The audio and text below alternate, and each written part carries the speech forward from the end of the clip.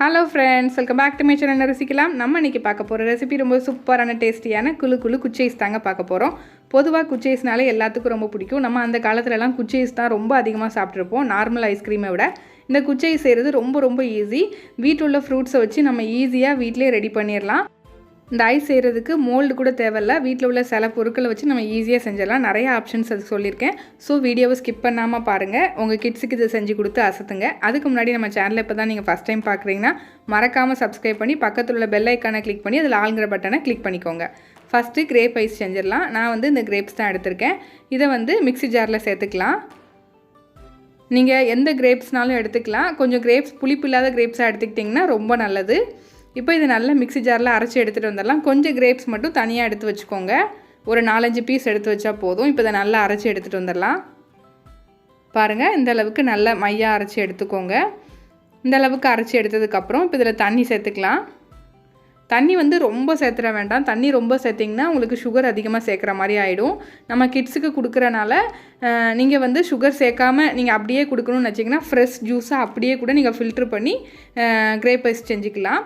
இப்போ நான் தண்ணி சேர்த்து பண்ணியிருக்கனால இதில் கொஞ்சமாக நான் இப்போது நாட்டு சர்க்கரை சேர்க்க போகிறேன். இப்போ இதை நல்லா ஃபில்ட்ரு பண்ணிக்கோங்க. ஃபில்ட்ரு பண்ணிவிட்டு அதுக்கப்புறம் இதில் நாட்டு சர்க்கரை சேர்த்துக்கலாம். இதுக்கும் சூப்பராக இருந்துச்சு டேஸ்ட்டு. அதனால் நீங்கள் சுகருக்கு பதிலாக இது ஒரு ஆப்ஷனாக நீங்கள் ட்ரை பண்ணி பாருங்கள். இப்போ இதை நல்லா மிக்ஸ் பண்ணிவிட்டு இதை நம்ம இப்போது மோல்டில் ஊற்றிடலாம். அவ்வளோதான், ரொம்ப ஈஸியாக ரெடி பண்ணிடலாம். நீங்கள் ஃப்ரெஷ் ஜூஸாக ஊற்றுறீங்கன்னா அந்த நாட்டு சர்க்கரை சேர்க்குறத ஸ்கிப் பண்ணிக்கோங்க. நல்லா அரைச்சிட்டு ஃப்ரெஷ் ஜூஸை அப்படி ஃபில்ட்ரு பண்ணி கூட நீங்கள் இதை சேர்த்துக்கலாம். இப்போ இதில் கொஞ்சம் கிரேப்ஸ் தனியாக எடுத்து வைக்க சொன்னல, அதை இந்த மாதிரி குட்டி குட்டியாக கட் பண்ணி சேர்த்துக்கோங்க. நல்லாயிருக்கும், சாப்பிடும்போது அதை கடித்து சாப்பிட்ற மாதிரி இருக்கும், ரொம்ப நல்லாயிருக்கும். அதனால் இதை கண்டிப்பாக ட்ரை பண்ணி பாருங்கள். இப்போ இந்த மாதிரி போட்டுட்டு ஒரு முக்கால்வாசி ஃபுல்லாக நிரப்பிக்கோங்க. லைட்டாக கொஞ்சோண்டு கேப் இருக்கிற மாதிரி பார்த்துட்டு க்ளோஸ் பண்ணிக்கோங்க. சப்போஸ் உங்கள்கிட்ட மோல்டு இல்லைன்னா ஒன்றும் பிரச்சனை இல்லை. அதுக்கு இன்னும் நான் 2 ஆப்ஷன் சொல்கிறேன், அதே மாதிரி நீங்கள் பண்ணிக்கலாம். வாங்க இப்போ அதை 2 ஆப்ஷனும் என்னென்னு பார்த்துடலாம். ஒன்று இந்த மாதிரி குட்டி கப்ஸ் இருந்துச்சுன்னா அதில் ஊற்றி வச்சு கூட நீங்கள் ஐஸ் பண்ணிக்கலாம். அப்படி இல்லை அப்படின்னா நம்ம குட்டி கிளாஸ் இருக்கும்ல, அதை கூட நீங்கள் ஊற்றி வச்சுக்கலாம். ஆனால் ஊற்றி வச்சுட்டு இந்த மாதிரி மேலே இந்த மாதிரி ஒரு கவர் போட்டு ஒரு ரப்பர் பேண்டோ இல்லை ஹேர் பேண்டோ போட்டு இந்த மாதிரி நல்லா அதை லாக் பண்ணிக்கோங்க. இந்த மாதிரி எந்த கவர்னாலும் மேலே யூஸ் பண்ணிக்கலாம். அதுக்கப்புறம் ஒரு கத்தி வச்சு சென்டரில் ஓட்டை போட்டுக்கோங்க. இந்த மாதிரி ஓட்டை போட்டுட்டு மேலே உங்கள்கிட்ட ஐஸ் குச்சி இருந்துச்சுன்னா அந்த மாதிரி சென்டரில் வச்சு விட்டுறலாம். சப்போஸ் உங்கள்கிட்ட ஐஸ் குச்சியும் இல்லை அப்படின்னா நம்ம வீட்டிலலாம் ஸ்பூன் இருக்கும், கண்டிப்பாக ஸ்பூன் இல்லாமல் இருக்காது. அந்த ஸ்பூனை மாற்றி தலைக்க மாற்றி இந்த மாதிரி வச்சுக்கலாம். இது உங்களுக்கு கிட்ஸுக்கு கையில் பிடிக்கிறதுக்கும் ரொம்ப சூப்பராக இருக்கும். குச்சியை விட இந்த ஆப்ஷன் ரொம்ப நல்லாயிருக்கும். கண்டிப்பாக ட்ரை பண்ணுங்கள். இந்த கவர் ரப்பர் பேண்ட் எதுவுமே இல்லாட்டா கூட கொஞ்சம் ஃப்ரீஸ் ஆனதுக்கப்புறம் நடுமத்தில் குச்சியோ இல்லை ஸ்பூனோ வச்சு யூஸ் பண்ணிக்கலாம். அடுத்து ஆரஞ்சு ஐஸ் எப்படி செய்யலான்னு பார்த்தலாம். இது ரொம்ப டேஸ்ட்டாக இருக்குங்க. எல்லா ஐஸுமே ரொம்ப டேஸ்ட்டாக இருந்துச்சு. ஆரஞ்சு இந்த மாதிரி தோல் மேலே உள்ள தோல் எடுத்துகிட்டு அதில் உள்ள விதை எல்லாத்தையுமே எடுத்துருங்க. அப்போ தான் உங்களுக்கு கசப்பு இல்லாமல் சூப்பராக இருக்கும். அப்புறம் இதில் கொஞ்சமாக தண்ணி ஊற்றி இப்போ இதை நல்லா அரைச்சி எடுத்துகிட்டு வந்துடலாம். அரைச்சி எடுத்துகிட்டு இதையும் நல்லா ஃபில்ட்ரு பண்ணிக்கோங்க. மறக்காமல் இந்த ஆரஞ்சில் உள்ள விதையை எல்லாத்தையும் எடுத்துருங்க. அதோடு சேர்த்து அரைச்சிங்கன்னா உங்களுக்கு கசப்பு தன்மை வந்துடும்.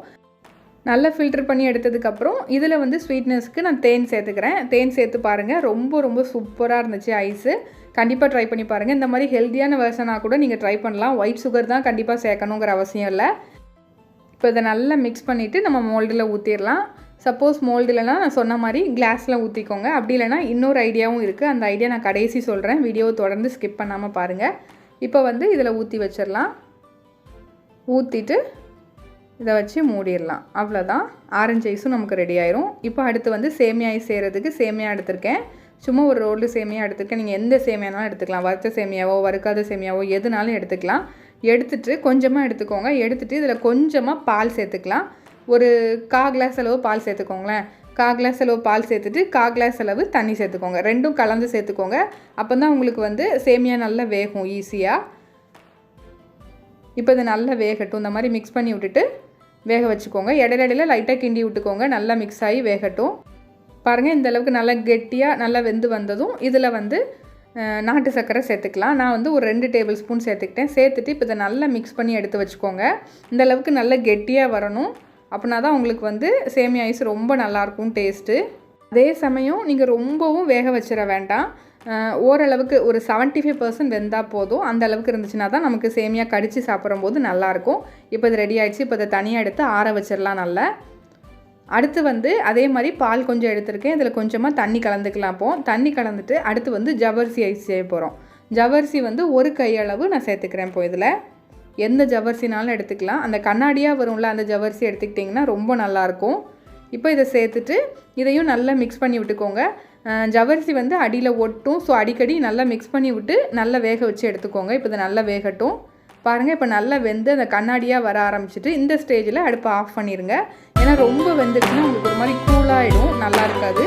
ஸோ இந்த மாதிரி லைட்டாக கண்ணாடியாக வர ஆரம்பித்ததும் ஆஃப் பண்ணிவிடுங்க. அப்போ தான் உங்களுக்கு வந்து ஐஸ் சாப்பிடும்போது நல்ல டேஸ்ட்டாக க்ரன்ச்சியாக இருக்கும். அதுக்கப்புறம் இதில் கொஞ்சமாக நாட்டு சர்க்கரை சேர்த்துக்கலாம். நாட்டு சர்க்கரை சேர்த்துட்டு இப்போ இதையும் நல்லா மிக்ஸ் பண்ணி விட்டு நல்லா ஆற வச்சுருங்க. சூடாக இருக்கக்கூடாது, நல்லா ஆறணும். இதை நல்லா ஆறட்டும். ஆறுனதுக்கப்புறம் இந்த மாதிரி மோல்டில் ஊற்றிக்கலாம். நீங்கள் இதையே அப்படியே ஊற்றி வச்சு கூட ஐஸ் மாதிரி ரெடி பண்ணிக்கலாம். நான் வந்து இன்றைக்கி என்ன பண்ண போகிறேன் அப்படின்னா கொஞ்சம் வந்து இந்த ஜவ்வரிசி மிக்சரை கொஞ்சம் சேர்த்துட்டு அதுக்கப்புறம் பால் கொஞ்சம் சேர்த்துக்க போகிறேன். அது இன்னும் கொஞ்சம் டேஸ்ட்டாக இருக்கும். பாருங்கள், இந்தளவு கொஞ்சம் ஊற்றுனதுக்கப்புறம் இதில் கொஞ்சமாக பால் சேர்த்துக்க போகிறேன். பால்லையும் வந்து பார்த்திங்கன்னா நல்லா காய்ச்சி ஆற வச்சு அதில் கொஞ்சமாக நாட்டு சர்க்கரை கலந்து தான் எடுத்து வச்சுருக்கேன். இப்போ அதையும் ஊற்றியாச்சு. இப்போ இதை க்ளோஸ் பண்ணி ஐஸுக்கு ரெடி பண்ணிடலாம். அவ்வளோதான், சூப்பரான ஜவ்வரிசி ஐஸ்க்கு ரெடி ஆகிட்டு இப்போ தனியாக எடுத்து வச்சுக்கோங்க. அடுத்து சேமியாவும் இதே மாதிரி உள்ளே வந்து ஒரு லேயர் மாதிரி போட்டுக்கலாம். சப்போஸ் நீங்கள் சேமியா அப்படியே நீங்கள் டேரெக்டாக போடுறதா இருந்தால் இன்னும் கொஞ்சம் லிக்விடாக இருக்கும்போதே இதில் சேர்த்துக்கோங்க. அப்படி இல்லைனா கொஞ்சமாக பால் கலந்துக்கோங்க. நானும் இதே மாதிரி கொஞ்சமாக பால் கலந்துக்கிட்டேன். அதே மாதிரி பாலில் கொஞ்சம் நாட்டு சர்க்கரை கலந்து தான் எடுத்து வச்சுருந்தேன். இப்போ இதை க்ளோஸ் பண்ணி இதையும் ரெடி பண்ணி வச்சுக்கலாம். இது இந்த மாதிரி நல்லா குலுக்கிக்கிட்டீங்க அப்படின்னா எல்லா பக்கமும் அந்த சேமியா வந்து நல்ல உங்களுக்கு கிடைக்கும். அதுக்கு தான் நான் குலுக்கி இந்த மாதிரி எடுத்திருக்கேன். இல்லை உங்களுக்கு பாதி பாதியாக வேணுனாலும் குலுக்காமல் அப்படியே கூட ஐஸ் பண்ணிக்கலாம். அப்புறம் நான் மாம்பழம் எடுத்திருக்கேன். மாம்பழத்தை இந்த மாதிரி கட் பண்ணி எடுத்துக்கிட்டேன். இப்போ இது ஒரு மிக்ஸி ஜாருக்கு மாற்றி நல்லா பேஸ்ட்டாக அரைச்சி எடுத்துகிட்டு வந்துடலாம். இந்த மாம்பழமே நல்ல ஸ்வீட்டாக தான் இருந்துச்சு, அதனால் நான் அப்படியே அரைச்சி எடுத்துக்கிட்டேன். நீங்கள் தேவைப்பட்டால் கொஞ்சம் நாட்டு சர்க்கரை சேர்த்து அரைச்சி எடுத்து வச்சுக்கோங்க. அப்புறம் வந்து நான் ஸ்ட்ராபெரி எடுத்திருக்கேன். ஸ்ட்ராபெரியும் 1-2 அரைச்சி எடுத்துக்கலாம். பாருங்கள், இந்த அளவுக்கு நல்லா அரைச்சி எடுத்து வச்சுக்கோங்க. அடுத்து வந்து தர்பூசணி வந்து பார்த்திங்கன்னா இன்றைக்கி நம்ம க்ரன்ச்சியாக சாப்பிடணும் அப்படிங்கிறதுக்காக நான் இந்த மாதிரி ஒரு கட்டையை வச்சு நல்லா இந்த மாதிரி ஃபுல்லாக கைட்டு குத்தி எடுத்துக்கிட்டேன். அப்போ தான் கொஞ்சம் க்ரன்ச்சியாக கிடைக்கும். அதனால் உங்களுக்கு வந்து இந்த மாதிரி செய்கிறதுக்கு இஷ்டம் இல்லை அப்படின்னா நீங்கள் டேரெக்டாக மிக்சியில் அரைச்சி கூட எடுத்துக்கலாம். ஆனால் இந்த மாதிரி செஞ்சிங்கன்னா ரொம்ப டேஸ்ட்டாக இருக்கும். பாருங்கள், இப்போ நமக்கு எல்லாமே ரெடி ஆகிருக்கு. பாருங்கள், நான் ஸ்ட்ராபெரி 1-2 அடித்து எடுத்திருக்கேன். கொஞ்சம் இந்த மாதிரி இருக்கிற மாதிரி எடுத்துக்கிட்டிங்கன்னா சாப்பிடும்போது உங்களுக்கு நல்லாயிருக்கும் ஐஸ் சாப்பிடும்போது. இப்போ இதை ஊற்றிடலாம். நான் வந்து இப்போ இதை 2 லேயராக போட போகிறேன். ஒரு லேயர் வந்து ஸ்ட்ராபெரி ஊற்றிட்டு இன்னொரு லேயர் வந்து மாம்பழம் ஊற்றிக்க போகிறேன். ஊற்றிட்டு இப்போ இதுக்கு மேலே மறுபடியும் ஸ்ட்ராபெரி ஊற்றிக்க போகிறேன். இதெல்லாம் உங்களோட இஷ்டம் தாங்க. நீங்கள் டேரெக்டாக வெறும் மாம்பழ ஐஸாகவும் செஞ்சுக்கலாம். அப்படி இல்லைன்னா இந்த மாதிரி உங்களுக்கு என்ன ஃப்ரூட்ஸ் பிடிக்குமோ அந்த காம்பினேஷனில் கூட போட்டு வச்சுக்கலாம். ரொம்ப நல்லாயிருக்கும் டேஸ்ட்டு. கண்டிப்பாக ட்ரை பண்ணுங்கள். பாருங்கள், இப்போ இதுவும் ரெடி ஆகிட்டு தனியாக எடுத்து வச்சிடலாம். அதுக்கப்புறம் மாம்பழமும் தர்பூசணியும் சேர்ந்து செய்ய போகிறேன். கொஞ்சமாக மாம்பழம், அதுக்கு மேலே கொஞ்சம் தர்பூசணி. அவ்வளோதான். இப்போ இதையும் க்ளோஸ் பண்ணி ஃப்ரீஸ் பண்ணுறதுக்கு எடுத்து வச்சுக்கலாம். அப்புறம் உங்களுக்கு நான் இன்னொரு ஐடியா கொடுக்குறேன்னு, உங்கள்கிட்ட கிளாஸ் எதுவுமே வேண்டாம் அப்படின்னா இந்த மாதிரி பேப்பர் கப்ஸ் குட்டி குட்டியாக இருக்குன்னா அதில் கூட நீங்கள் ஊற்றி வச்சு ஐஸ் ரெடி பண்ணிக்கலாம். இதுவும் சேம் மெத்தட் தான். அவ்வளோதான். நம்ம ஐஸ் குச்சியோ அப்படி இல்லைன்னா ஸ்பூனோ வச்சு அதை சென்டரில் வச்சுக்கோங்க. அவ்வளோதான். இப்போ எல்லாம் ரெடியாக இருக்குது. இப்போ எல்லாத்தையும் ஃப்ரீஸ் பண்ணிடலாம். ஒன்று ஓவர் நைட் ஃப்ரீஸ் பண்ணிக்கோங்க. அப்படி இல்லைனா ஒரு மினிமம் ஒரு 8 மணி நேரமாவது ஃப்ரீஸ் பண்ணி எடுக்கணும். அப்போ தான் உங்களுக்கு வந்து சூப்பராக நம்மளுக்கு ஐஸ் குச்சீஸ் வரும். அவ்வளோதான். பாருங்கள், நான் இப்போ இது எல்லாத்தையும் ஃப்ரீசர்லேருந்து எடுத்து வச்சுருக்கேன்.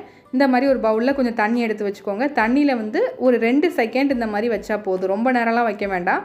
சும்மா ஒரு 2 செகண்ட் இந்த மாதிரி வச்சுட்டு அப்புறம் எடுத்தீங்க அப்படின்னா நமக்கு சூப்பரான ஐஸ் ரெடி ஆகிடும். இது நம்ம தர்பூசணி ஊற்றி வச்சோம்ல, அதுதான்.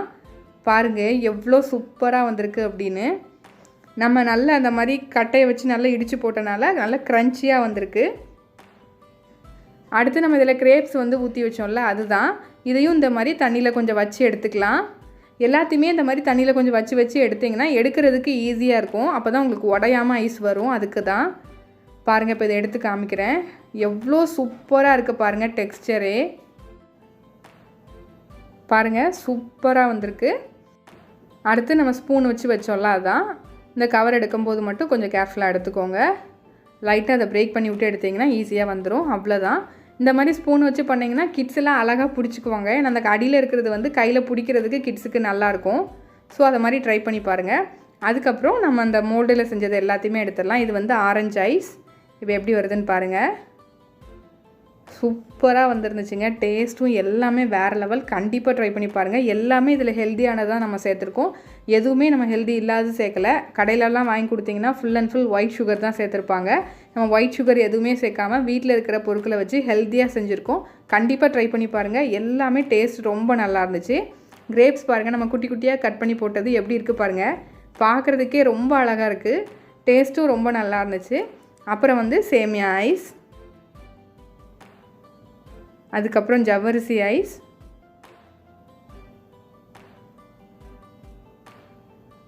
பாருங்கள் எவ்வளோ சூப்பராக இருக்குன்னு. அடுத்து நம்ம மாம்பழமும் ஸ்ட்ராபெரியும் சேர்த்து வச்சோம்ல, அந்த டெக்ஸ்சர் எப்படி இருக்குது பாருங்கள். சூப்பராக இருக்குது. அதுக்கப்புறம் மாம்பழமும் தர்பூசணியும் ஊற்றி வச்சோம்ல, அதுதான். அதுவும் சூப்பராக வந்திருக்கு பாருங்கள். எல்லா ஐஸும் எவ்வளோ நல்லாயிருக்கு அப்படின்னு சொல்லிட்டு எல்லாமே ரொம்ப நல்லா இருந்துச்சு. எல்லோரும் கண்டிப்பாக ட்ரை பண்ணுங்கள். உங்கள் வீட்டில் உள்ள கிட்ஸுக்கு வீட்டிலே இந்த மாதிரி செஞ்சு கொடுத்து அசத்துங்க. இந்த சூப்பரான குச்சி ஐஸ் ரெசிபி உங்களுக்கு பிடிச்சிருந்துச்சு அப்படின்னா லைக் பண்ணி, ஷேர் பண்ணி, கமெண்ட் பண்ணிக்கோங்க. இதே மாதிரி இன்னொரு இன்ட்ரெஸ்டிங்கான ரெசிபியோட உங்களை மீட் பண்ணுறேன். அதுக்கு மறக்காமல் நம்ம சேனலை சப்ஸ்கிரைப் பண்ணிக்கோங்க. Thank you friends.